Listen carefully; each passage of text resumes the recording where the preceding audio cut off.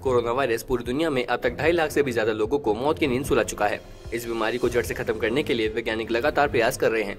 इसी बीच इटली ने दावा किया है कि उसे कोरोना वायरस की वैक्सीन बनाने में सफलता मिल गई है। एक रिपोर्ट के मुताबिक इटली कोविड-19 की वैक्सीन बनाने वाला दुनिया का पहला देश बन गया है, जो इंसानों पर भी असरदार है। यह रिपोर्ट रोम के इन्फेक्शन डिजीज स्पेलेंजानी हॉस्पिटल में हुए परीक्षण पर आधारित है। इस रिपोर्ट में दावा किया गया है कि कोरोना वायरस वैक्सीन ने चूहों के शरीर में एंटीबॉडी जनरेट की है, जिसका असर इंसान की कोशिकाओं पर भी होता है। दवा बनाने वाली एक फर्म ताकिस के सीईओ लिगी ओरेशियो ने एक रिपोर्ट में बताया, यह इटली में वैक्सीन का परीक्षण करने वाले उम्मीदवारों का सबसे बड़ा एडवांस स्टेज है। वैक्सीन का परीक्षण करने के लिए वैज्ञानिकों ने चूहों का इस्तेमाल किया था।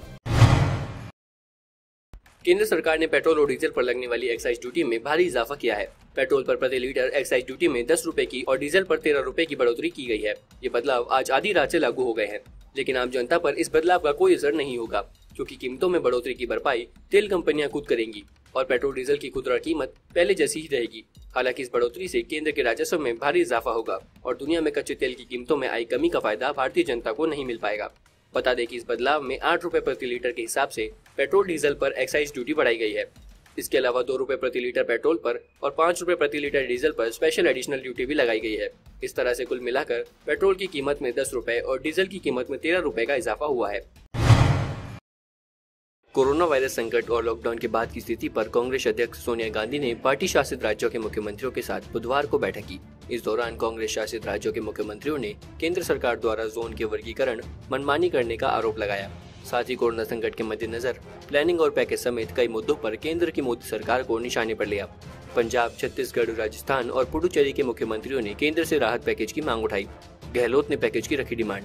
राजस्थान के मुख्यमंत्री अशोक गहलोत ने कहा कि जब तक लोगों और राज्यों को आर्थिक पैकेज नहीं मिलेगा, देश कैसे आगे बढ़ेगा। उन्होंने कहा, हमें 10,000 करोड़ रुपए के राजस्व का नुकसान हुआ है। राज्यों ने पैकेज के लिए बार बार प्रधानमंत्री से अनुरोध किया है, लेकिन हमारी बात को अनसुना कर दिया गया है।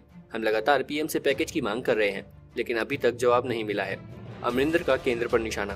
पंजाब के सीएम अमरिंदर सिंह ने लॉकडाउन पर केंद्र के दृष्टिकोण की आलोचना की। सीएम ने कहा कि उन्होंने 2 कमेटी का गठन किया है, जो लॉकडाउन के झटके और आर्थिक पुनरुद्धार के प्लान पर रणनीति बनाएगी। अमेरिका में साइंटिस्ट को पहली बार कोरोना वायरस में एक खास तरह का म्यूटेशन देखने को मिला है।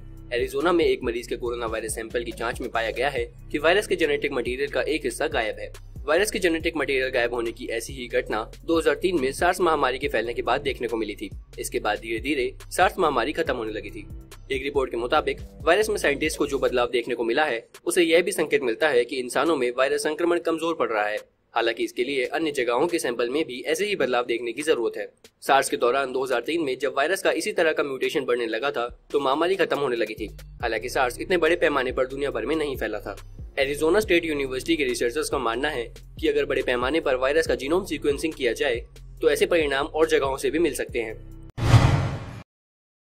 कोरोना वायरस महासंकट के बीच लॉकडाउन 3.0 में कई जगह छूट दिया जाना शुरू हो गया है। इस सब के बीच राज्य सरकारें अलग अलग तरह की तैयारी कर रही है। आज उत्तर प्रदेश सरकार की कैबिनेट बैठक होनी है, जिसमें कई अहम फैसले हो सकते हैं। कैबिनेट बैठक में टैक्स बढ़ाने को लेकर बड़ा फैसला हो सकता है, जिसमें शराब, पेट्रोल और डीजल के दामों में कोरोना टैक्स लगाया जा सकता है। लॉकडाउन की वजह से सरकार के राजस्व पर असर पड़ा है। ऐसे में भरपाई के लिए सरकार ये कड़े कदम उठा सकती है। दोपहर 12 बजे मुख्यमंत्री योगी आदित्यनाथ के आवास पर ये कैबिनेट बैठक होगी, जिसमें सभी कैबिनेट मंत्री अपने अपने क्षेत्र में वीडियो कॉन्फ्रेंसिंग के जरिए जुड़ेंगे। इस दौरान कई अहम प्रस्तावों पर मुहर लग सकती है।